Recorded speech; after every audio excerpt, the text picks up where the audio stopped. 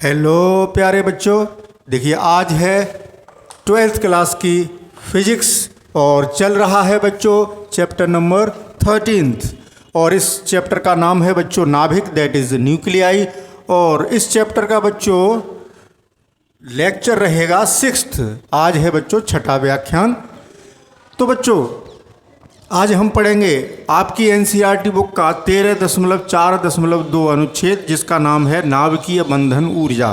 तो बच्चों थोड़ी देर पहले फ्लैशबैक में चलते हैं कि पिछले लेक्चर में बच्चों हमने एक आइंस्टीन का द्रव्यमान ऊर्जा समतुल्यता संबंध पढ़ा था, जिसके अनुसार अगर हम किसी द्रव्यमान m को ऊर्जा में कन्वर्ट करना चाहें तो कितनी एनर्जी मिलती है, E=m/c²।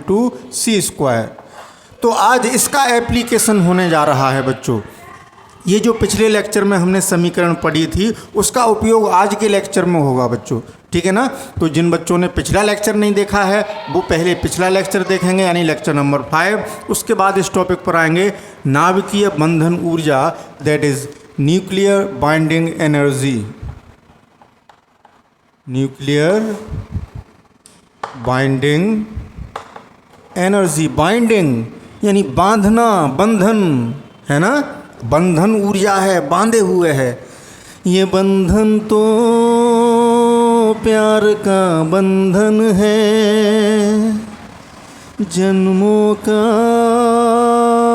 संगम है, सूरज कब दूर गगन से। चलिए गाना छोड़िए, टॉपिक पर चलते हैं। नाभिकीय बंधन ऊर्जा, न्यूक्लियर बाइंडिंग एनर्जी। ये सी बनाया है बच्चों मैंने। तो बच्चों आपको पता है हमने इसी चैप्टर में नाभिक की संरचना पढ़ी थी कि नाभिक कैसे बना होता है। बच्चों थोड़ा शोर हो रहा है, इस शोर को कम हो जाने दो। तो हमने पढ़ा था बच्चों कि नाभिक के अंदर क्या क्या होता है, न्यूट्रॉन्स होते हैं, प्रोटॉन्स होते हैं। जैसे ये नाभिक है। अब नाभिक बच्चों कोई ऐसी फुटबॉल या बैलून जैसी चीज़ नहीं होगी कि उसके अंदर जैसे थर्माकोल की गोलियां भर दी तो वो न्यूट्रॉन प्रोटॉन हो गए। यहाँ कोई दीवार नहीं है, कोई बाउंड्री नहीं है, वो स्पेस है जहाँ न्यूट्रॉन और प्रोटॉन इकट्ठे हैं, वो स्थान नाभिक कहलाता है।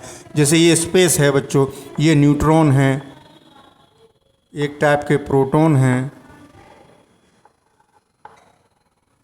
ऐसे ये इकट्ठे होंगे किसी जगह, ऐसे न्यूट्रॉन प्रोटॉन इस तरीके से एक स्थान में। तो यही स्थान क्या है बच्चों, इतनी जगह जो बनी ये क्या हो गई, नाभिक। ये जगह हो गई बच्चों नाभिक। उसके अंदर न्यूट्रॉन है, प्रोटॉन है। तो बच्चों सीधी सी बात है कि आप मार्केट गए, आपने एक पॉली बैग लिया, आपने एक पॉलीथीन ली बच्चों, ठीक है ना। क्या ली, पॉलीथीन। और इस पॉलीथीन में आपने 1 किलोग्राम आलू ले लिए। आलू कितने लिए, 1 किलोग्राम, ठीक है ना बच्चों। और 2 किलोग्राम आपने ले लिया अरबी ले ली मान लो, ठीक है ना। 2 किलोग्राम कोई दूसरी सब्जी ले ली, दूसरी सब्जी ले ली आपने 2 किलोग्राम। उदाहरण के लिए बता रहे हैं। तो पहले तो आपने 1 किलोग्राम आलू लिए, फिर 2 किलोग्राम कोई दूसरी सब्जी ले ली, मान लीजिए परवल ले लिए, कुछ भी ले लिया, ठीक है ना बच्चों। तो जब इसका वजन तौलोगे तो कितना आएगा, अब 3 किलो। 3 किलो सब्जी ले ली ना आपने। अब यही काम यहाँ होगा। नाभिक का अगर हम द्रव्यमान देखें कितना द्रव्यमान है, तो बच्चों इसके अंदर हैं क्या क्या, न्यूट्रॉन हैं और प्रोटॉन हैं। तो जितने न्यूट्रॉन हैं उनका द्रव्यमान और जितने प्रोटॉन हैं उनका द्रव्यमान m(n) यानी मास ऑफ न्यूट्रॉन, और जितने प्रोटॉन हैं उनका द्रव्यमान यानी m(p). उनको जोड़ दें और ये एक प्रोटॉन का द्रव्यमान है, ये एक प्रोटॉन का द्रव्यमान है, ये एक न्यूट्रॉन का द्रव्यमान है। और किसी नाभिक में, नाभिक को बच्चों कैसे लिखते हैं, x, कोई नाभिक है x, x z a, ये प्रोटोनों की संख्या है। तो इसमें नंबर ऑफ प्रोटॉन्स कितने हो गए, नंबर ऑफ प्रोटॉन्स यानी प्रोटोनों की संख्या हो गई जेड। नंबर ऑफ न्यूट्रॉन कैसे निकालेंगे बच्चों, नंबर ऑफ न्यूट्रॉन्स ये कैसे निकालेंगे आप, ये दोनों का योग है, ये प्रोटोनों की संख्या है, ये न्यूट्रॉन और प्रोटोनों की संख्या का योग है जो द्रव्यमान संख्या है। इसमें से प्रोटोनों की संख्या घटा दें तो क्या रह जाते हैं, न्यूट्रॉन। ये सब सिखा चुका हूँ बच्चों में पीछे। तो ए माइनस जेड रह गए न्यूट्रॉन। तो जेड प्रोटोनों का द्रव्यमान कितना हो गया बच्चों, जेड एम एन, वो sorry Z M P, Z proton है ना, और ए माइनस जेड न्यूट्रॉनों का द्रव्यमान कितना हो गया, A minus Z into M N. ये मास ऑफ प्रोटॉन, ये क्या है, प्रोटोनों का द्रव्यमान यानी मास ऑफ प्रोटॉन्स। और ये क्या है, मास ऑफ, इतना तो हिंदी में आप लिख लेंगे, मैं इंग्लिश में लिख रहा हूँ, जल्दी लिख जाता है बच्चों। इतना तो आप ग्रामर जानते हैं कि मास ऑफ न्यूट्रॉन्स यानी न्यूट्रॉनों का द्रव्यमान।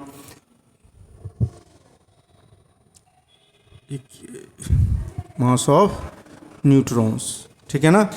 इन दोनों को जोड़ दें तो वो क्या आ गया, नाभिक का द्रव्यमान। तो नाभिक का द्रव्यमान कितना होना चाहिए, नाभिक का द्रव्यमान,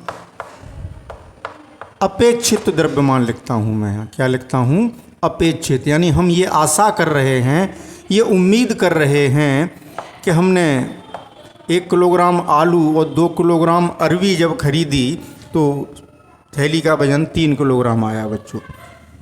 तो यहाँ नाभिक का जो द्रव्यमान है वो कितना आना चाहिए, ना वजन नहीं बच्चों, वजन बोल जाता हूँ, द्रव्यमान। वजन तो वेट हो गया, वो तो किलोग्राम भार लिखेंगे, वजन लिखेंगे तो नाभिक का अपेक्षित द्रव्यमान कितना होना चाहिए, इन दोनों का योग यानी Z M P plus A minus Z M N mass of neutrons, इतना होना चाहिए बच्चों। लेकिन जब हमने मास स्पेक्ट्रोमीटर से द्रव्यमान बढ़क्रममापी से जब किसी नाभिक का द्रव्यमान निकाला तो बच्चों इससे कुछ कम आया, इतना नहीं आया, यानी कहाँ गायब हो गया।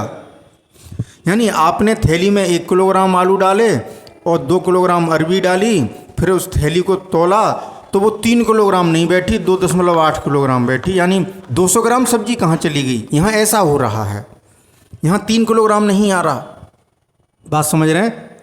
तो वो द्रव्यमान जा कहाँ रहा है बच्चों, उसका जवाब भी आपको मिलेगा कि नाभिक का जो द्रव्यमान होता है वो इतना नहीं आता। जबकि हमारे दिमाग में ये है, हमारे दिमाग में क्या, कोई भी पढ़ा लिखा व्यक्ति ये कहेगा कि नाभिक में प्रोटॉन और न्यूट्रॉन है तो प्रोटोनों का द्रव्यमान निकाल लो, न्यूट्रॉनों का द्रव्यमान निकाल लो, दोनों को जोड़ दो, वो हो गया नाभिक का द्रव्यमान। लेकिन यहाँ बच्चों बहुत जादुई कार्यक्रम होने वाला है, ठीक है ना। वो कार्यक्रम क्या है देखें, लेकिन उतना नहीं आया, कम आया, तो कहाँ गायब हो गया। अब बच्चों आपके दिमाग में ये शंका उत्पन्न नहीं हो रही कि प्रोटॉन पर धनावेश होता है, पॉजिटिव चार्ज, और इसमें कई प्रोटॉन हैं, जैसे ये प्रोटॉन सब एक जगह बंधे हुए हैं, कहीं प्रोटॉन कहीं न्यूट्रॉन। मतलब एक ये प्रोटॉन और न्यूट्रॉन दिखा रहा हूँ मैं, जैसे इसको मैं प्रोटॉन बता रहा हूँ और इसको बता रहा हूँ कि ये न्यूट्रॉन है, एक ही जगह इकट्ठे हैं बच्चों। प्रोटॉन धनावेश अगर कूलॉम का नियम लगाएं तो वो तो प्रतिकर्षित होंगे, इकट्ठे कैसे हैं, कैसे बंधे हुए हैं, क्यों है बंधन कहाँ से हो गया। भाई पॉजिटिव चार्ज पास में होंगे तो रिपेल करेंगे, आपके दिमाग में आ रहा होगा। लेकिन यहाँ ऐसा नहीं हो रहा, यहाँ कूलॉम का नियम नहीं लग रहा है बच्चों। तो फिर वो कौन सी ऊर्जा है, वो कौन सी शक्ति है जो इनको इकट्ठा किए हुए है। और न्यूट्रॉन तो न्यूट्रल होता है, न्यूट्रॉन पर कोई आवेश नहीं होता, ये निरावेशित होता है बच्चों, न्यूट्रल निरावेशित, समझ रहे हैं ना।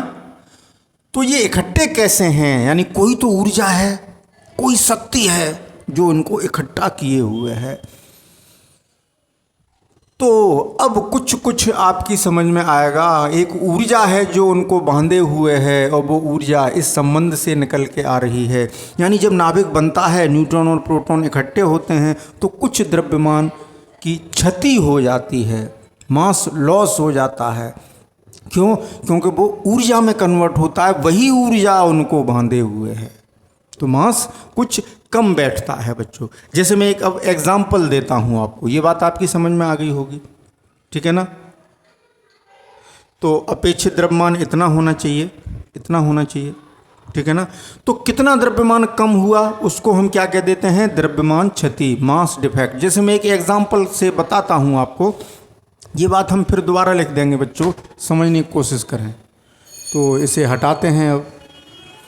इसी बात को कि नाभिक का जो द्रव्यमान है वो प्रोटोनों और न्यूट्रॉनों के द्रव्यमान से कम आता है, क्यों आता है, कैसे आता है, एक एग्जाम्पल से समझाते हैं।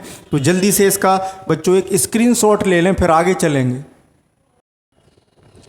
तो बच्चों अब आगे चलते हैं, हम बात करते हैं ऑक्सीजन नाभिक की, 8O16। आप जानते हैं ऑक्सीजन, ये क्या है, ऑक्सीजन की बात कर रहे हैं। तो बच्चों इसमें प्रोटॉन कितने हैं, 8, क्योंकि जेड 8 है। तो नंबर ऑफ प्रोटॉन्स यानी प्रोटॉनों की संख्या आप हिंदी में लिख लेना 8, और नंबर ऑफ न्यूट्रॉन्स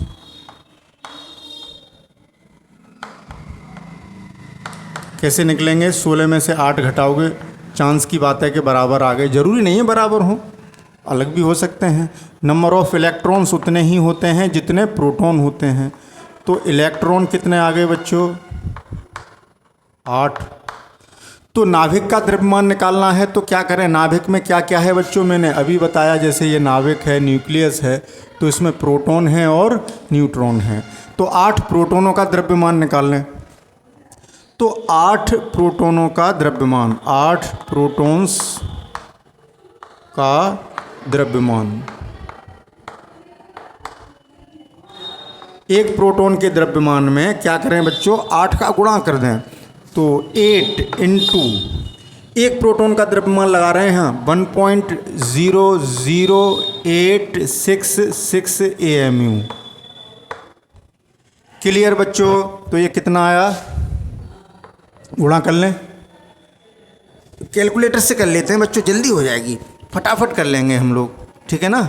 अभी गुणा वैसे ज़्यादा टाइम नहीं लगना, लेकिन उससे थोड़ा जल्दी हो जाती है और कुछ नहीं बच्चों।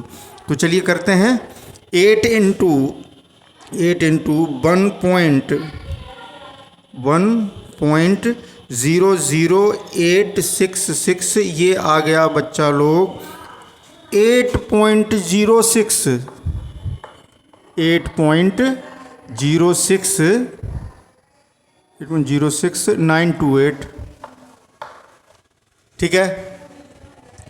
अब 8 न्यूट्रॉनों का द्रव्यमान निकालें,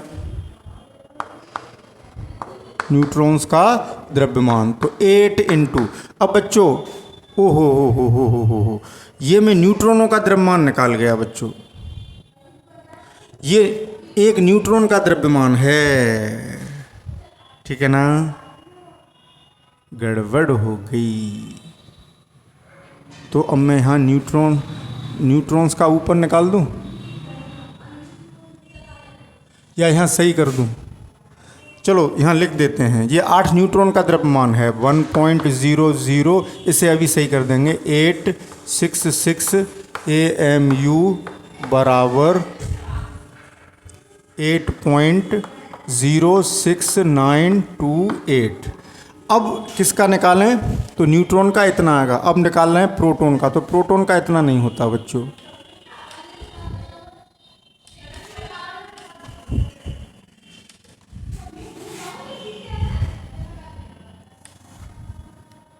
प्रोटॉन का लगाते हैं 1.00727, 1 समय रहना 1.00727, तो वो आ जाएगा किसका बच्चों, प्रोटॉन्स का। तो ये AMU में आ गया, या U लिख सकते हैं, AMU को केवल U भी लिख देते हैं। तो अब चलते हैं बच्चों 8 इंटू 1.00727, तो ये आ गया 8.05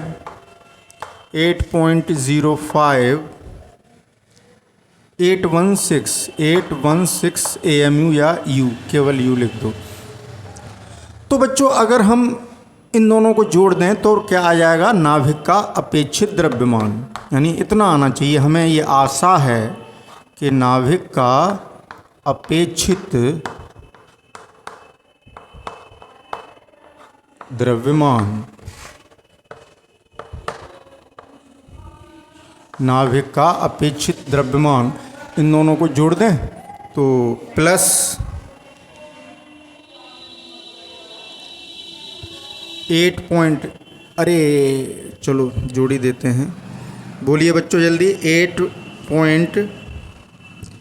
05816 प्लस 8.06 928 इन दोनों को जोड़ रहे हैं। यानी क्या कर रहे हैं, ये कर रहे हैं 8.05816 प्लस 8.06928 यूनिट। तो ये आ रहा है बच्चों 16.12744 AMU एटॉमिक मास यूनिट, इतना आ रहा है। यानी ऑक्सीजन नाभिक का द्रव्यमान इतना होना चाहिए बच्चों। लेकिन जब हमने मास स्पेक्ट्रोमीटर से एक्सपेरिमेंटली यानी प्रयोग करके हाइड्रोजन कह रहा हूँ, ऑक्सीजन का परमाणु द्रव्यमान निकाला, ऑक्सीजन का परमाणु द्रव्यमान जब निकाला, प्रैक्टिकली प्रयोग करके निकाला, यानी तौल के निकाला, ऐसे कह सकते हैं। तो बच्चों जो परमाणु द्रव्यमान आया उसकी बात करते हैं।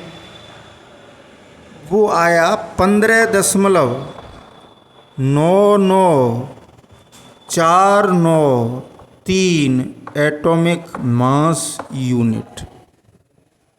ये परमाणु का द्रव्यमान है। अब नाभिक का द्रव्यमान निकालना है तो ऑक्सीजन नाभिक का, ये ऑक्सीजन का परमाणु द्रव्यमान है बच्चों। तो इसमें से इलेक्ट्रॉन घटा दें क्योंकि इलेक्ट्रॉन बाहर होते हैं।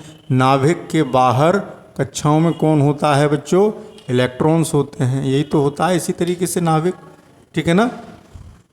वो परमाणु, तो इलेक्ट्रॉनों का घटा दें तो नाभिक नाभिक रह जाएगा। तो 8 इलेक्ट्रॉनों का द्रव्यमान निकालना है। मास ऑफ 8 इलेक्ट्रॉन्स कितना हो जाएगा।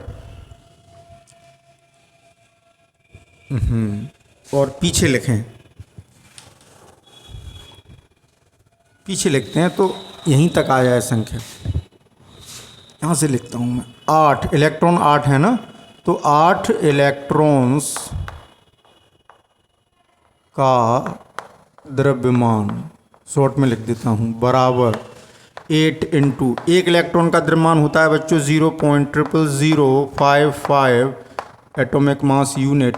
जब इसका मल्टीप्लाई करते हैं तो कितना आ जाएगा, देखें 8 पंजे 40, 8 पंजे 40, 8 पंजे 40 और 4 44, हासिल के 4, ये तो आया बच्चों 4 0 0 0.00440। इसे माइनस कर दें, इसमें से इसको माइनस कर दें तो क्या रह जाएगा, ऑक्सीजन नाभिक का प्रायोगिक यानी जो एक्सपेरिमेंटली किया प्रायोगिक द्रव्यमान, प्रायोगिक द्रव्यमान घटा दें बच्चों, घटा दें, इसमें से इसे घटा देते हैं जल्दी से फटाफट। चलिए करते हैं 15.99493 माइनस 0.00440, तो ये आ गया बच्चों 15.99053, 15.99053 एटॉमिक मास यूनिट। इतना आया ऑक्सीजन नाभिक का द्रव्यमान जब प्रायोगिक हमने एक्सपेरिमेंटली निकाला मास स्पेक्ट्रोमीटर से। और हम कितने की उम्मीद कर रहे थे कि इतना होगा। तो देखो ये है 16.12744 और ये आया बच्चों 15.99053। तो इसका मतलब कुछ द्रव्यमान की क्षति हो गई। उसी को द्रव्यमान क्षति कहते हैं कि नाभिक के न्यूक्लियॉन्स के द्रव्यमान में से नाभिक का वास्तविक द्रव्यमान घटा दिया जाए तो हमें द्रव्यमान क्षति मिल जाती है। तो बच्चों द्रव्यमान क्षति यहाँ कितने की हो गई, इतने में से इतना घटा दें, यानी तो द्रव्यमान क्षति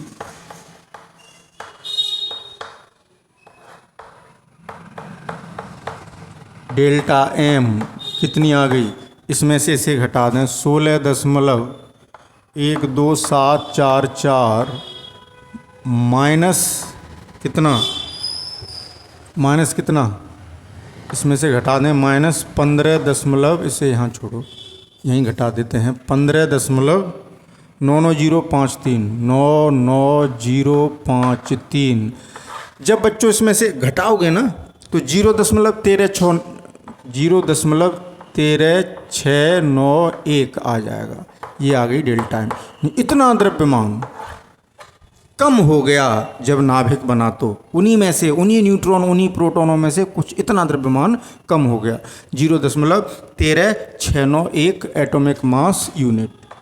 यही द्रव्यमान बच्चों आइंस्टीन की जो द्रव्यमान ऊर्जा तुल्यता समीकरण या संबंध था E = डेल्टा एम इंटू सी स्क्वायर, इससे वो कन्वर्ट हो गया ऊर्जा में। और वही ऊर्जा बच्चों उन नाभिकों को बांधे हुए है और उसी को हम कहते हैं बंधन ऊर्जा।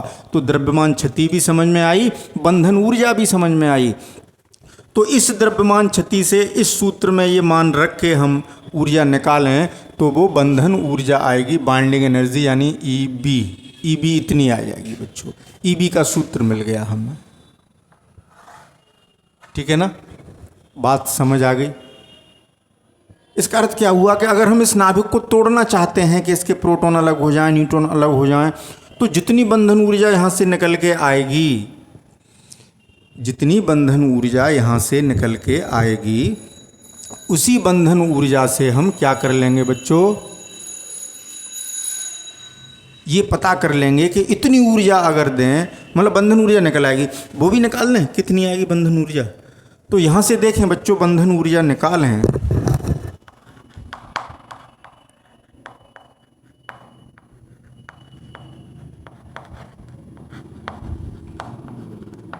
तो डेल्टा एम कितना आया 0.13691 AMU इंटू सी स्क्वायर, यहाँ रख दिया। तो इसको हम डायरेक्ट ऐसे भी लिख देते हैं क्योंकि एक AMU हमने पीछे पढ़ा है कि एक AMU कितनी एनर्जी के तुल्य होता है। इतना मास अगर ऊर्जा में कन्वर्ट करें वो हमने पीछे निकाल लिया है बच्चों, ध्यान है आपको। 931.5 million electron volt energy generate होती है, उत्पन्न होती है। तो यहाँ C की वैल्यू रखेंगे, फिर इलेक्ट्रॉन वोल्ट में million electron volt, sorry million electron volt.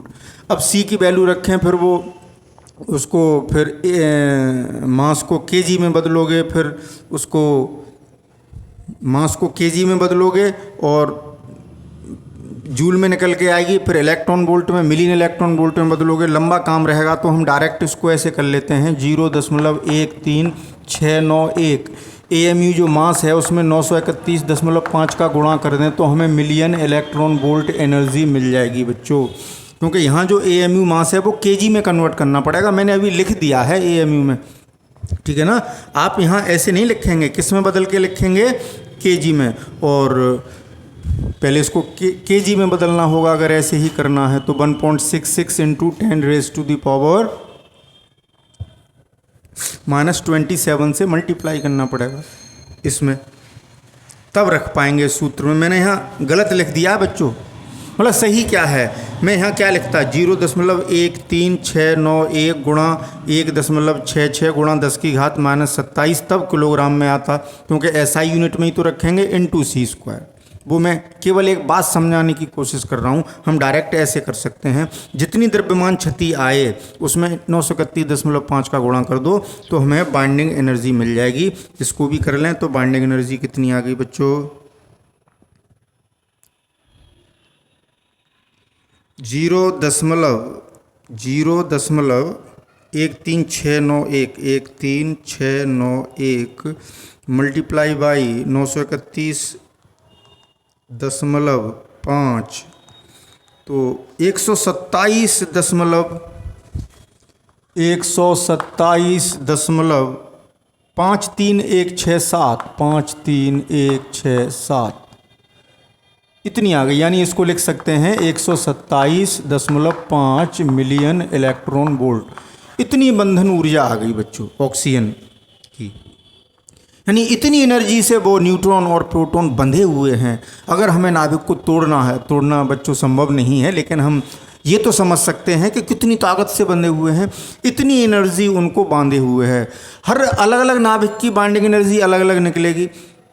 वही नाइट्रोजन की अलग होगी, ऑक्सीजन की अलग होगी, कार्बन की अलग होगी, कैल्शियम की अलग होगी, क्लोरीन की अलग होगी, ठीक है ना। तो ये रहा नाभिकीय बंधन ऊर्जा को हमने समझने की कोशिश की, द्रव्यमान क्षति को समझने की कोशिश की। तो यहाँ हमने ऑक्सीजन का उदाहरण लिया। अब हम बात करेंगे बच्चों एक जनरल, एक सामान्य किसी भी नाभिक पर अप्लाई हो जाए, एक जनरल फॉर्मूला बनाते हैं, यहाँ पर एक सूत्र बनाते हैं। लेकिन उससे पहले आपको इसका एक अच्छा सा स्क्रीनशॉट लेना होगा। तो टेक अ स्क्रीनशॉट इमीडिएटली बच्चों। हाँ तो बच्चों अब आगे चलते हैं। देखिए अभी हमने ऑक्सीजन नाभिक का एग्जाम्पल लेकर ये देखा कि जो वास्तविक द्रव्यमान है नाभिक का, वो जो हमने प्रोटॉन और न्यूट्रॉन के द्रव्यमानों के योग से निकाला उससे कुछ कम आता है। यानी कुछ द्रव्यमान की क्षति हो जाती है, कुछ द्रव्यमान, उसको हम मास डिफेक्ट कहते हैं। तो अब हम एक जनरल नाभिक लेके चल रहे हैं। अब ऑक्सीजन की बात नहीं, हम एक सूत्र बना रहे हैं जो हर नाभिक पर अप्लाई होगा। हमने कोई भी एक एलिमेंट लिया X, इसका जो परमाणु क्रमांक है वो Z है और द्रव्यमान संख्या A है बच्चों। तो इसमें देखें नंबर ऑफ प्रोटॉन्स कितने हुए, यानी प्रोटॉन कितने हैं इसमें, फिर वही बात कर रहे हैं प्रोटॉन्स। नंबर ऑफ प्रोटॉन्स कितने हुए Z, यानी यहाँ जो लिखा होता है वो प्रोटॉनों की संख्या को बताता है। नंबर ऑफ न्यूट्रॉन्स कितने हुए A माइनस Z, इसमें से इसे घटा देते हैं। अभी ऑक्सीजन के केस में हमने समझाया था। और मास ऑफ, तो बच्चों एक इलेक्ट्रॉन के मास को मास ऑफ 1 प्रोटॉन, इसको हिंदी में आप लिख लेंगे, कोई कठिन इंग्लिश नहीं है, कि एक प्रोटॉन का द्रव्यमान बराबर हमने मान लिया किससे लिखेंगे, mp से, ठीक है। मास ऑफ 1 न्यूट्रॉन किससे लिखेंगे, mn से। तो इस नाभिक में कितने प्रोटॉन हैं, तो मास ऑफ प्रोटॉन्स कितना हो गया, mass of protons, mass of protons कितना हो गया बच्चों, Z प्रोटॉन है, एक का इतना है तो Z इंटू mp। और मास ऑफ न्यूट्रॉन्स कितना हो गया, मास ऑफ न्यूट्रॉन्स कितना हो गया, A माइनस Z न्यूट्रॉन है और एक न्यूट्रॉन का द्रव्यमान mn है। तो नाभिक का अपेक्षित द्रव्यमान कितना हुआ, इन दोनों का योग, नाभिक का अपेक्षित द्रव्यमान, इन दोनों को क्या कर दें, जोड़ दें, यानी ZmP plus A minus Z into mn, इतना हो गया। लेकिन इतना नहीं होता, नाभिक का प्रायोगिक द्रव्यमान, नाभिक का प्रायोगिक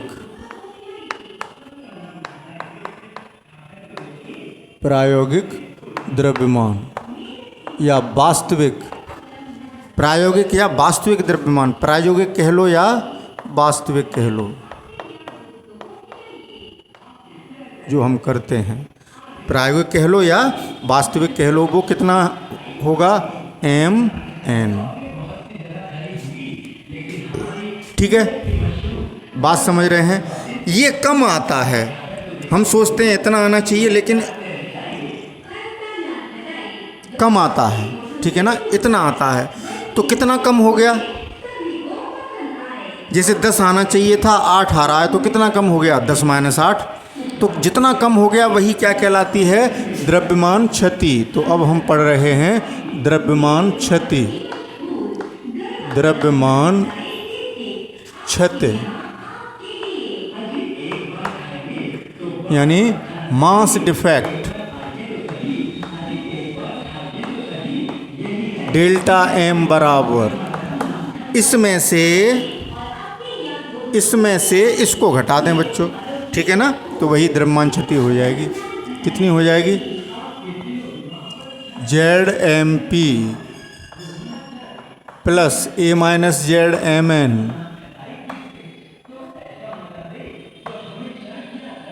माइनस MN, ये आ गया, ये द्रव्यमान क्षति हुई। और इसी से निकल आएगी बंधन ऊर्जा, आइंस्टीन, यानी इतना द्रव्यमान ऊर्जा में बदल गया। तो वो ऊर्जा कैलकुलेट करनी है, वही हो गई बंधन ऊर्जा। और द्रव्यमान को ऊर्जा में बदलने का आइंस्टीन की इक्वेशन क्या है, E = mc², ये आपने पढ़ी थी। और यहाँ द्रव्यमान कितना है, इतना द्रव्यमान ऊर्जा में बदला है, तो बंधन ऊर्जा यानी एनर्जी, यानी बाइंडिंग एनर्जी EB बराबर कितनी आ गई, डेल्टा M × c², यही तो आई। या ऐसे लिख सकते हैं EB बराबर ZMP प्लस A - ZMN, ये तो न्यूट्रॉनों का द्रव्यमान है, माइनस नाभिक का वास्तविक द्रव्यमान। ये नाभिक का वास्तविक द्रव्यमान हमने Mn माना था, × c², ये आ गई बाइंडिंग एनर्जी। ठीक है बच्चों, अब एक टर्म और है बंधन ऊर्जा को, जो अक्सर न्यूमेरिकल में पूछा जाता है बच्चों, और एक अच्छा टॉपिक है कि हम एक नाभिकीय बंधन ऊर्जा प्रति न्यूक्लियन भी पढ़ते हैं, यानी एक न्यूक्लियन के हिस्से में कितनी एनर्जी आ रही है। बंधन ऊर्जा, न्यूक्लियन का मतलब A, न्यूट्रॉनों और प्रोटॉनों की संख्या का योग जो होता है वही न्यूक्लियनों की संख्या होती है बच्चों। जैसे Z प्रोटॉन है और A - Z न्यूट्रॉन है, दोनों को जोड़ेंगे तो A आएगा, दोनों को जोड़ेंगे तो A ही तो आएगा, Z से Z कट जाएगा, ये दोनों का जोड़ है, यानी न्यूक्लियनों की संख्या है। ये टोटल बाइंडिंग एनर्जी निकल के आई। अब हम निकाल रहे हैं बंधन ऊर्जा प्रति न्यूक्लियन।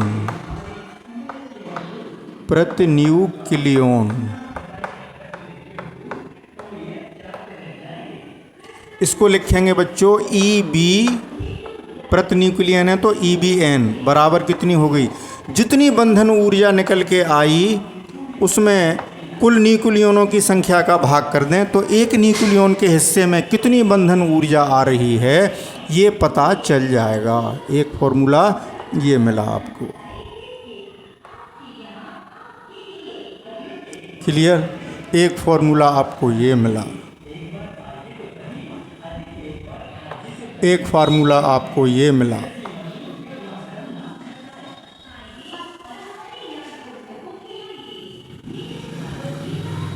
बादलों में बंद कर दिया बच्चों ने। बात समझ आई? तो बंधन ऊर्जा क्या है बच्चों, जो न्यूक्लियंस को आपस में बांधे हुए है, क्योंकि नाभिक जब बनता है तो वहाँ द्रव्यमान क्षति होती है, यानी कुछ द्रव्यमान ऊर्जा में बदल जाता है, क्योंकि उनको इकट्ठा रखना है जिससे नाभिक का निर्माण हो सके बच्चों। तो आज का लेक्चर बच्चों कैसा लगा, यहीं समाप्त करेंगे। आज हमने बंधन ऊर्जा सीख ली, बंधन ऊर्जा प्रति न्यूक्लियन सीख ली, द्रव्यमान क्षति यानी मास डिफेक्ट सीख लिया बच्चों, ठीक है ना। तो आज हमने 2 टॉपिक सीख लिए बच्चों, फिर ज़्यादा वीडियो को लेंदी नहीं कर रहे। ओके बच्चों, मिलेंगे कल फिर नए टॉपिक के साथ। अब हम ये पढ़ेंगे कि इन न्यूट्रॉनों और प्रोटॉनों में कौन सा बल लग रहा है। भाई आज हमारे दिमाग में एक डाउट, एक शंका पैदा हो गई कि प्रोटॉन एक दूसरे को प्रतिकर्षित करने चाहिए, इकट्ठे कैसे हो गए। भाई 2 दुश्मन एक ही कमरे में रह रहे हों, बहुत कट्टर दुश्मन हैं, यानी एक दूसरे से दूर भागते हैं, प्रतिकर्षण करते हैं, और एक ही जगह रहना उनका, प्लस प्लस संग संग नहीं रह सकते ना बच्चों। प्लस प्लस क्या करेंगे, रिपेल, प्रतिकर्षण, फिर इकट्ठे कैसे, यानी कोई तो ताकत है जो उनको बांधे है, कोई तो बल है, तो वही कहलाते हैं बच्चों नाभिकीय बल, जिनको हम पढ़ेंगे कल के लेक्चर में। कल का लेक्चर भी बड़ा चटपटा होगा बच्चों, बड़ा आनंद आएगा। फिजिक्स में बड़ा आनंद आता है, ऐसी बात नहीं है बच्चों। बच्चे पढ़ते ही नहीं हैं, बोर हो जाते हैं, लेकिन ऐसा नहीं है, ढंग से पढ़िए, समझ के पढ़िए, आनंद आएगा। ओके बच्चों, थैंक यू फॉर वॉचिंग। मिलते हैं कल एक नए लेक्चर के साथ। Okay, good bye and best of luck.